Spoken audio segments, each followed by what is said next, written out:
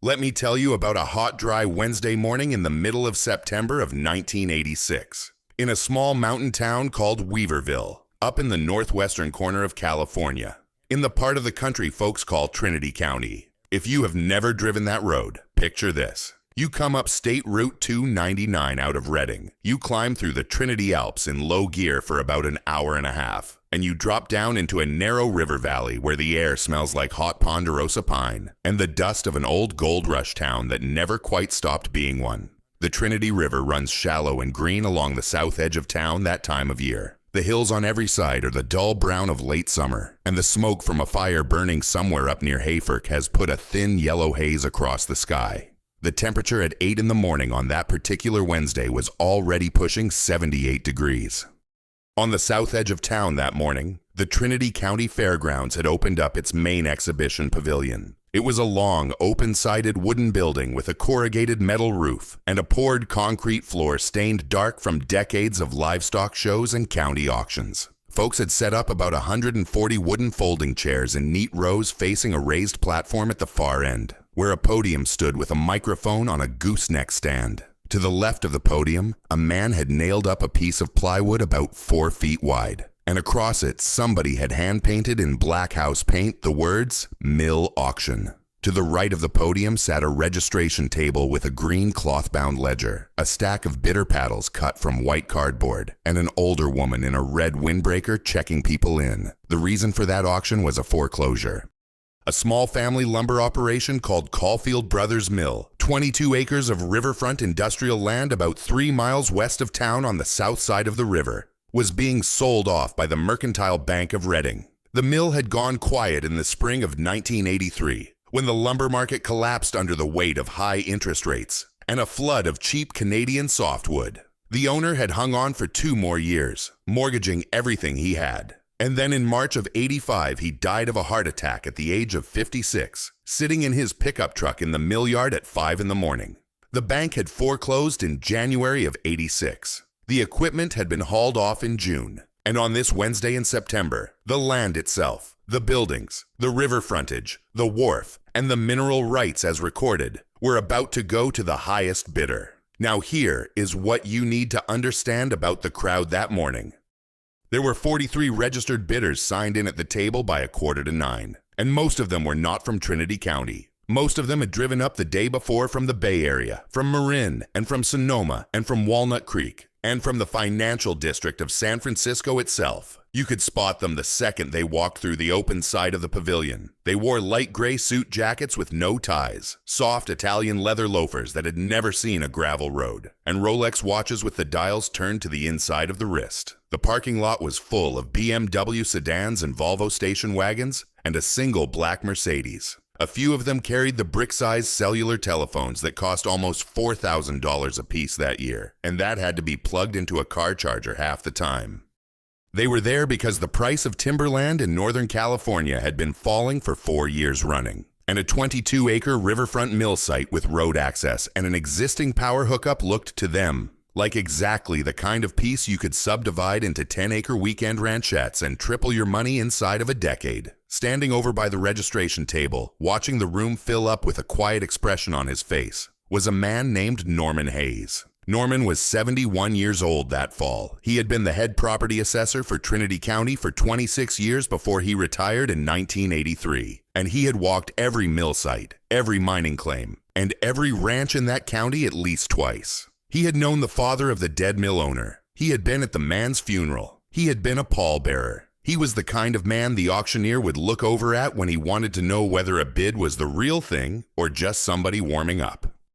And just about 10 minutes before 9 that morning, in through the open side of the pavilion walked a woman, alone, in a dark blue cotton work jacket that had a small clean patch sewn over the right pocket where something had once torn. She was carrying a brown manila accordion folder under her left arm and a small wooden cigar box in her right hand. She was 53 years old. Her hair was the color of iron, pulled back into a single braid. Her name was Margaret Caulfield, and the men who had known her husband Harold called her Maggie. Harold Caulfield had died 18 months earlier. He had left her a small house on a side street in Weaverville, a 1978 Ford pickup with 190,000 miles on it, a modest life insurance settlement she had not yet spent, and a grief that she carried the way some women carry a child, close and quiet and without complaint. Norman Hayes watched her walk past him toward the registration table. He turned to the younger man standing next to him, a real estate appraiser from Reading, and he said softly, "The way you say a thing you don't mean unkindly. That's Harold Caulfield's widow. She's gonna try to buy back her husband's mill. Lord help her." The man from Reading shook his head slowly. Across the pavilion, 3 of the Bay Area investors had noticed her too, and you could see them register her the way men in that room registered everything. One of them in a charcoal jacket leaned over to the man beside him and said something behind his hand, and the other man's mouth turned up at the corner just slightly, and they both looked away. But that, my friend, is not what this story is really about. Because Maggie Caulfield was not putting on a show. She was working. And to understand what she was doing in that pavilion that morning, you would have to go back 41 years to a small house on a side street in Sacramento, California, where a man named Silas Marshall sat at a kitchen table and unfolded a geological map in front of his 9-year-old daughter for the very first time. The Northern California timber industry suffered a severe contraction between 1980 and 1986. Lumber prices fell more than 30% over that period, and roughly 400 small family-owned mills across the Pacific Northwest closed permanently during those years. Many of the foreclosed properties were bought by out-of-area investors who saw the land's residential or recreational value rather than its industrial or mineral potential, and a great deal of generational rural knowledge about that land quietly disappeared in the transition. For the families involved, watching outside money pick over the bones of a parent's working life became one of the defining griefs of that decade. Now let me take you back, if you will, to the spring of 1945 to a small white-painted bungalow on 11th Avenue in Sacramento, California, where a man in his middle 30s sat at a kitchen table after supper one Friday evening and unrolled a long sheet of paper across the oilcloth in front of his daughter. The paper was a geological map of Trinity County, drawn at a scale of 1 inch to the mile. The lines on it ran in colors the girl had never seen on a map before: green for serpentine, gray for slate, pink for granite, and running diagonally across the whole sheet, a thin red line that the man tapped with the end of his pencil and said, just like that, "This here, Maggie, is what they call the contact, and the contact is where the gold lives." That man was Silas Marshall, and he was Maggie's father. He worked for the United States Geological Survey out of the Sacramento field office for 33 years, from the summer of 1938 until his retirement in the fall of 1971. His job was to map the bedrock geology and the mineral occurrences of the Northern Sierra and the Klamath Ranges. And his particular specialty, the work he did better than anybody else in that office, was the geology of Trinity County, the rough mountainous country up north of Reading where, in the 1850s and 60s, the second great California gold rush had played itself out. Now, here is what most people think about that gold rush, and here is what they get wrong. Most people picture the old prospectors panning for nuggets in a stream, and that did happen. But by the 1860s, what was really tearing up the country was something called hydraulic mining, where they ran huge hoses off mountain reservoirs and blasted whole hillsides into slurry to wash the loose gold out of the surface gravels. That kind of mining took out what the geologists call the placer gold, the stuff that had eroded out of the original rock over millions of years and washed down into the riverbeds and the old buried gravels. And by about 1884, when the state of California outlawed hydraulic mining for damaging the farms downstream, most people figured the gold was gone. The hills had been blasted to the bedrock, the placers were tapped out, and the country settled into a quieter life of timber and small ranching. But here is what Silas Marshall knew, and here is what almost nobody outside the USGS understood. The placer gold was only ever a fraction of the gold that was up there. The real source, the mother of all of it, was the gold still locked inside the original quartz veins, deep down in the bedrock, in narrow ribbons of white quartz running along the contact between the slate and the greenstone. The hydraulic miners had never touched that gold, because in the 1860s, the technology to drill down and follow a vein at depth simply did not exist in California.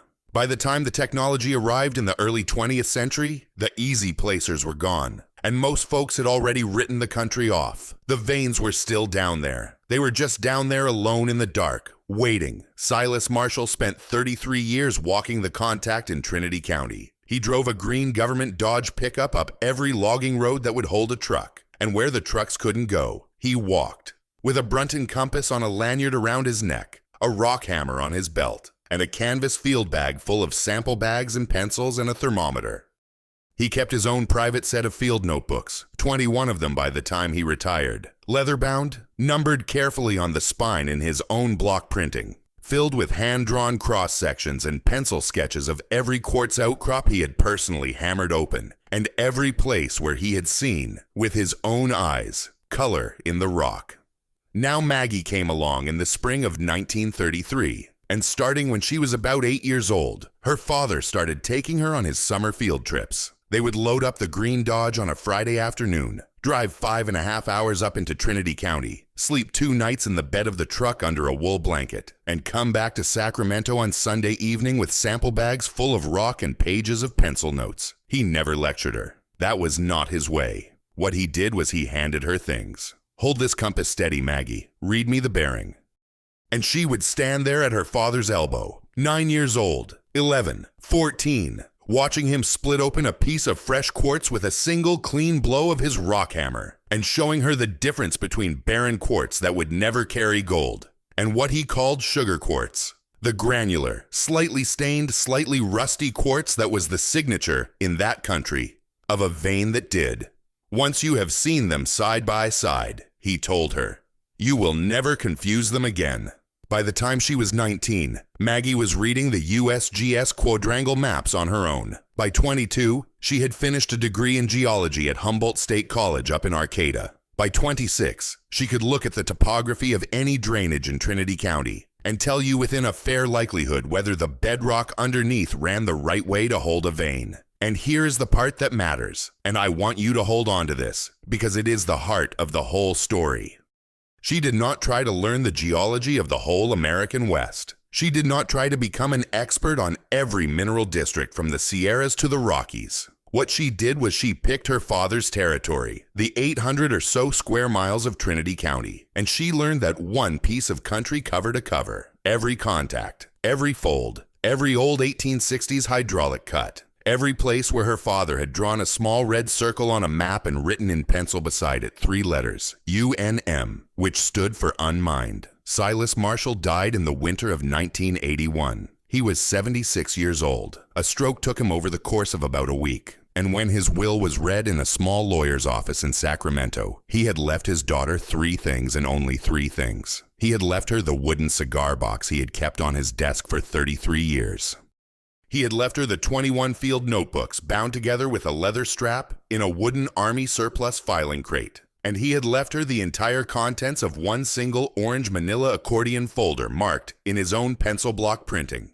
File 19. There was a small note paper clipped to the top of the folder on a yellow scrap torn from a legal pad. The note said 2 words. "Read these." That was all. No instructions. No explanation. No will and testament flourish about what the daughter was supposed to do with any of it. Just read these. So for the next 4.5 years, from the spring of 1981 through the early autumn of 1986, that is what Margaret Caulfield did. She read them. Every page, every cross-section, every careful penciled annotation in the margin.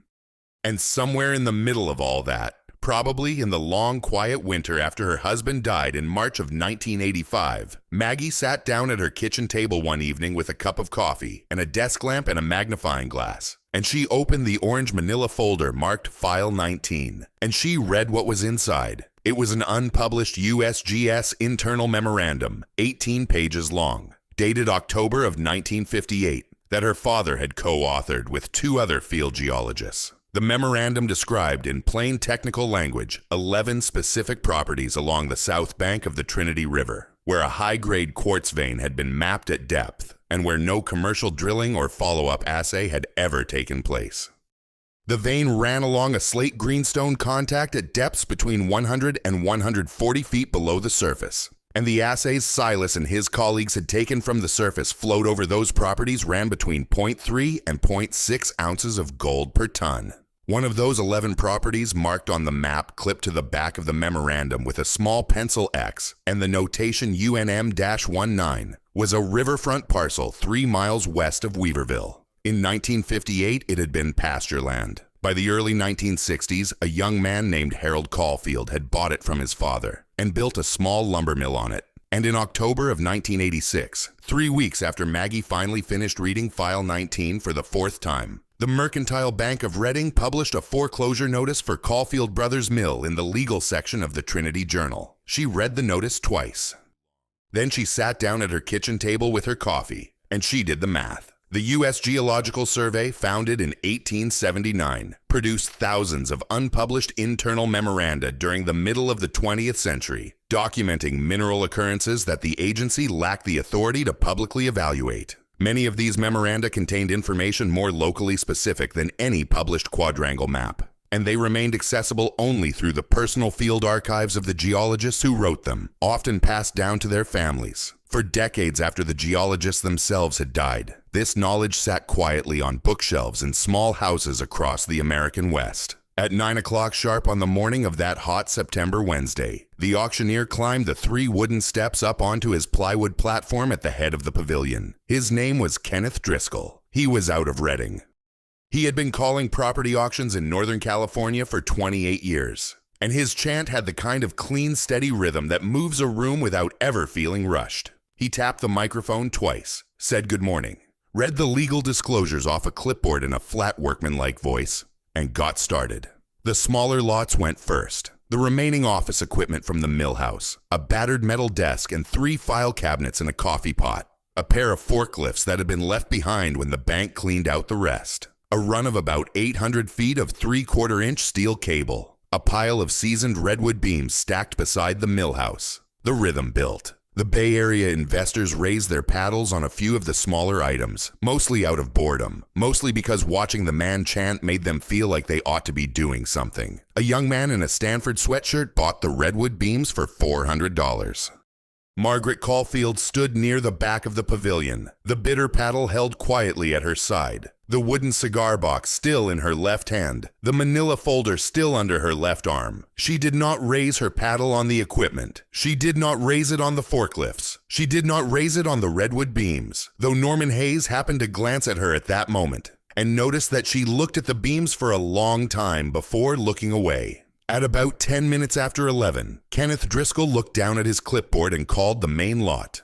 Lot 1, Caulfield Brothers Mill, 22 acres on the south bank of the Trinity River. The mill house, the 2 drying sheds, the office, the wharf, and all surface and subsurface mineral rights as recorded. Sold as is. No warranty as to condition, no warranty as to subsurface. The opening number came down off Kenneth Driscoll's mouth at a comfortable chant. Who'll give me $250? $250 to start, $250.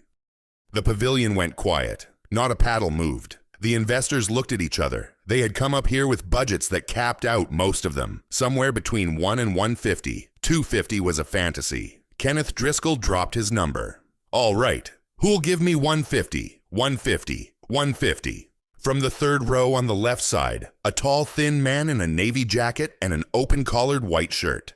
An investor out of Mill Valley named Pearson, though I will leave his first name out of it, raised his paddle. $155. Kenneth Driscoll picked it up clean. $155. Who will give me $170? And from the back of the pavilion, Margaret Caulfield raised her paddle. Slow, not timid. Slow, deliberate. The way you raise a paddle when you want there to be no mistaking it. $160, Kenneth Driscoll called. $160 in the back. $160. Who'll give me $170? Pearson turned in his folding chair, looked back at her across the rows of seated investors, raised an eyebrow, and turned back to face the front. $170, he said. Maggie's paddle came up again. Steady. $180, Kenneth Driscoll called. $180 in the back. $190. Who'll give me $190? Now here is the moment. At $180, Norman Hayes, who had been only half listening to the bidding, who had already made up his mind that this lot was going to a Bay Area developer and was not really worth his close attention, turned slowly on his heel at the back of the pavilion, folded his arms across his chest, and watched. There was something in the cadence of that paddle going up at the back of the room. No hesitation, no glancing sideways, just a steady metronome of a woman who already knew exactly where she was going to stop. Pearson went to 185. Maggie went to 187. Pearson paused. He was running the math in his head the way developers run the math. 22 acres of riverfront industrial zoned land in Trinity County. 3 miles outside a small mountain town. No working mill. No immediate cash flow. Ceiling on residential rezone maybe around $210,000 if the planning commission cooperated. He had budgeted 180 as his walkaway number. He had already gone past it. He looked back once more at the woman in the dark blue jacket at the rear of the pavilion. He shook his head just once. He brought the paddle down to his lap. Kenneth Driscoll waited 3 seconds. Going once. Going twice. The gavel came down. Sold. Caulfield Brothers Mill. $187,000. Bidder number 19. The pavilion did not erupt. The pavilion went quiet. The Bay Area investors looked at one another. 2 of them laughed, not loudly, but unmistakably. The laugh of men who had just watched in their understanding. A small-town widow throw away every penny of her dead husband's modest life insurance settlement on 22 acres of useless industrial dirt that nobody else in the room had been willing to bid more than 185 for. Pearson stood up, gathered his portfolio off the chair beside him, and walked out of the pavilion shaking his head and reaching for the cellular telephone in his jacket pocket as he went. Maggie Caulfield walked quietly over to the registration table to sign her papers and arrange the wire transfer of her earnest money. And as she came back along the side aisle toward the open end of the pavilion to leave, Norman Hayes stepped softly into her path. He was not blocking her. He was standing in the way a man stands when he has something he feels he is honor-bound to say. "Mrs. Caulfield, Norman Hayes, ma'am. I was your father-in-law's appraiser for 20-some years. I knew Harold. He was a good man." She nodded. He took a breath, and he said gently, "Ma'am, I don't want to step in where I am not wanted, but I knew your husband, and I would be a poor friend not to say what I am about to say. That mill site has no future as a mill. The lumber market is not coming back. Not in our lifetimes. Not on a small operation like Harold's. And the residential rezone on Southside Riverfront is going to cost you another $40,000 and 3 years of planning hearings. Ma'am, with respect, what you have bought yourself this morning is 22 acres of trouble." And Margaret Caulfield looked up at him. She was about 5'4". Norman Hayes was a lean 6 feet even. She said, perfectly calm, "Mr. Hayes, the value is not in the timber, and the value is not in the rezone." Norman Hayes blinked once. He said, "Ma'am, I beg your pardon." And Maggie said, "There is a quartz vein running along the slate greenstone contact under the northwest quadrant of that property, at a depth of between 100 and 140 feet. The average surface float assay on that vein runs about 0.4 ounces of gold per ton. The hydraulic miners in the 1860s never went deeper than 30 feet anywhere along that bank because they were chasing placer, and the vein has never been touched. I have budgeted $28,000 for the first exploratory bore, and another $60,000 for a properly permitted small-scale load operation if the assay comes back the way I expect it to." Norman Hayes stared at her. The 2 younger men who had drifted over from the registration table to see what Norman was telling the widow had stopped where they stood. The pavilion was, for the second time that morning, very quiet. Norman said slowly, "Mrs. Caulfield, and how exactly, ma'am, would you happen to know all that?" And Maggie said, "United States Geological Survey Internal Memorandum number 19, dated October of 1958, never published, co-authored by the project geologist on that survey, Silas Marshall, out of the Sacramento field office. He was my father." Norman Hayes did not say anything for a long moment. He looked down at the concrete floor of the pavilion. Then he looked back up at her, and he tilted his head a little to the side, and he let out a short breath, and he said, "Silas Marshall, I will be a son of a gun." I had Silas Marshall sit in my dining room one evening in 1962 and walk me through a tax dispute on a mining claim up near Coffee Creek. He was the most patient man I ever met across a dinner table. And then Norman Hayes, 71 years old, 26 years as the county assessor of Trinity County, stuck out his hand to a woman in a mended cotton jacket standing in the back of a foreclosure pavilion on a hot September morning in Weaverville. And he shook her hand. And that was the moment. That was the whole turning point of the story. right there in the handshake. But that is not what this story is really about, because Margaret Caulfield still had to drive home. She still had to hire a drilling crew. She still had to put a bit into the rock at the place her father had marked on a map a quarter-century ago. And she still had to answer the question that every man in that pavilion, including Norman Hayes himself, was asking as he walked back to his truck under that thin, yellow, smoky sky. Which was, all right, she talked a fine game, but is the vein actually down there? Lode gold deposits in California's Klamath and Trinity ranges occur primarily along the contact between metasedimentary slates and ultramafic greenstone bodies, where hydrothermal fluids deposited quartz and gold during the mountain building events of the late Jurassic period. Mid-20th century USGS field surveys identified hundreds of such vein occurrences, but the agency's mandate did not extend to commercial valuation, and many internal memoranda remained unpublished. For private landowners, that information was effectively invisible, unless somebody who had personally walked the ground passed the knowledge directly along. Margaret Caulfield hired a drilling crew out of Reading in the second week of October of 1986. The owner of the company was a man named Leonard Whitcomb. He was second-generation drillers. His father had been a wildcat oil man in the Central Valley in the 1930s, and Leonard himself had put down probably 600 mineral exploration holes across Northern California over 22 years. She drove him out to the mill site on a cool Tuesday morning, and she walked him 320 yards northwest of the old mill house. And she set a wooden survey stake into the dry, hard ground at the exact spot her father's notebook had marked, with a small circled X and the pencil notation UNM-19 in October of 1958. Leonard Whitcomb looked at the stake. He looked at her. He looked at the topography. He looked across the river at the brown September hills. He scratched the back of his neck with one rough thumb, and he said, "Ma'am, you sure you don't want a second opinion?" And Maggie said, "Mr. Whitcomb, I have already had my second opinion. He died in 1981. Leonard Whitcomb nodded slowly. He set up his rig over the stake. He started drilling on a Friday morning, the 17th of October, just 1 month, almost to the day, after the auction. He pulled core at 118 feet. The core came up as a 30-inch length of milky white quartz, sugar-textured, faintly rust-stained, threaded through, when he ran a magnifying lens across it, with the unmistakable yellow glint of native gold. He cut a 6-inch section, bagged it, drove it down to the assay lab in Reading that afternoon, and called her at home from a payphone outside the lab at 4:15 the following afternoon. The lab had run a fire assay on the section. It had come back at 0.42 ounces of gold per ton. Maggie wrote the number down in a small notepad. She thanked him. She hung up the phone.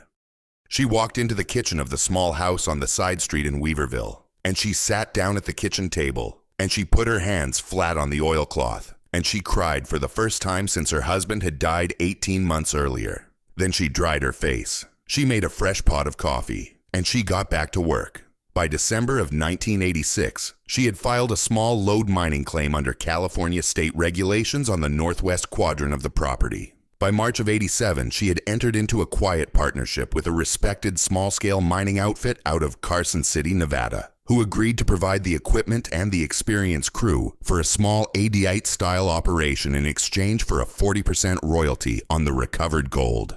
By June, she had also done something nobody in the Bay Area had thought to ask her about. She had rehired 3 of her husband's old mill hands, the men who had stood at his graveside, and she had reopened the lumber side of the operation on a small scale, custom-cutting local fir and cedar for cabinet makers and timber frame builders from as far away as Marin and Mendocino. It was not the timber market of 1979, but it was steady, and it kept the men working, and it kept the mill alive in the way her husband would have wanted it kept alive. Now here is how these things travel. The story got around the way stories get around in the mountain counties of Northern California, slow and then everywhere all at once. It got told over coffee at the Trinity Cafe in Weaverville. It got told at the feed store in Hayfork. It got told at the timber buyer's office down in Reading, and at the bait shop at the bridge over the Trinity River, and across the fence between 2 ranches when 2 men were stringing a length of new barbed wire and had time to talk. You hear about the Caulfield widow? Bought Harold's old mill for $187 in September. Hit gold in October. 0.42 an ounce. Sugar quartz at $118. And by the late summer of 1987, Men who had never spoken a word to Margaret Caulfield were driving up the long gravel road to the mill yard with questions of their own. Questions about their own dry mining claims. Questions about their own grandfather's pasture. Questions about little riverfront parcels along the Trinity and the Salmon and the Klamath that everybody had always said were not worth the time to walk. In August of 1987, Norman Hayes drove up that road himself. He did not have a question. He had a proposition. He had stayed on as a part-time consultant with the county after his retirement, mostly handling appeals on agricultural assessments, and he knew, better than any man alive in that county, which old family parcels were quietly approaching foreclosure and which were not. He thought Maggie might want to know. They sat together on the front porch of the mill office that afternoon, and they talked for 2.5 hours, and they came to a quiet understanding, and Norman Hayes stuck out his hand for the second time, and Maggie shook it. And that second handshake meant something different from the first. By the spring of 1993, Caulfield Mill and Mining, that is what she had renamed the operation, was employing 14 men on the lumber side and 6 men on the mining side. The load operation was producing on average about 320 ounces of gold per year, which at the prices of the early 90s was just shy of $120,000 in gross revenue, against operating costs that Maggie kept ruthlessly low. The mill side broke even most years and turned a small profit in good ones. She never placed an advertisement for any of it. The work came the way the work had always come in that country, by word of mouth, across coffee cups and fence lines and church pews. She did not remarry. She lived in the small house on the side street in Weaverville for the rest of her life. And she walked to the mill office most mornings, and she signed the checks herself on the 1st and the 15th of every month. Now let me tell you about one more day. It was an afternoon in May of 2001. Norman Hayes was 86 years old by then, slowed down considerably. Walking with a black cane he had carved himself out of a length of madrone. He had been making the rounds that spring, stopping in to see the people he had done business with over more than 50 years in the county. The way old men do when they begin to feel that the rounds will not be made many more times. And one warm afternoon, he drove the dusty gravel road out to Caulfield Mill, and he pulled up in his old pale green International Scout in front of the mill office. And he sat for a moment in the cab to gather himself before he stepped down. Maggie came out of the office. She was 68 years old by then. Her hair had gone fully white. Her hands were rough from a quarter-century of paperwork and rock and pine. They walked together, slowly, down to the original adit, the small dry tunnel that Leonard Whitcomb's old crew had bored into the hillside back in the spring of 1987. They stood beside the timbered entry for a while. They talked about the old days, about the auction, about the men who were gone now, about her husband Harold, about her father. And at the end of the visit, as they walked back up the slope toward Norman's truck, Norman Hayes stopped in the dust of the yard, and he stuck out his hand one more time, their third handshake, and he held onto her hand a second longer than he needed to, and he looked at her, and he said this: "Margaret, I need to tell you something. That morning at the fairgrounds when you bought back Harold's mill, I almost did not shake your hand. I listened to what you said about the contact and the float assay and the depth of the vein, and I almost walked away because I figured you were repeating something you had memorized out of one of your father's books. I was not sure you understood it. I shook your hand because of your father mostly, because of Silas Marshall, not because of you.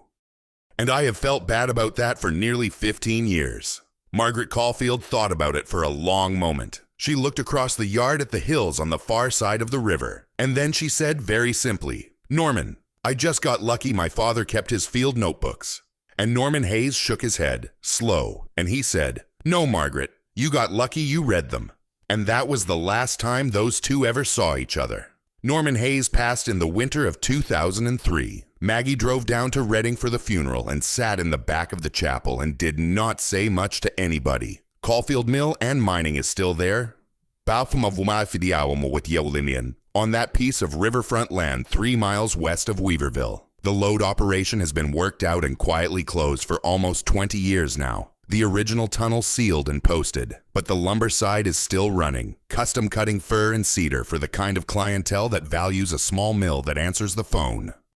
There is an office in the back of the mill house with a long pine bookshelf. On that bookshelf sit 21 leather-bound field notebooks, numbered carefully on the spine in pencil block printing. Beside the notebook sits an orange manila accordion folder marked, in the same hand, File 19. And in the middle of that bookshelf, right where the late afternoon light from the west window falls across it on a clear summer day, sits a small wooden cigar box. It was built, by hand, sometime in the 1930s, out of fitted cedar with brass corners that have gone dark green at the edges. The lid still closes square. On the top of the box, there is a small square of paper, yellowed now, taped down under a strip of clear cellophane that has gone a little brittle at the edges. 2 words, in careful pencil handwriting.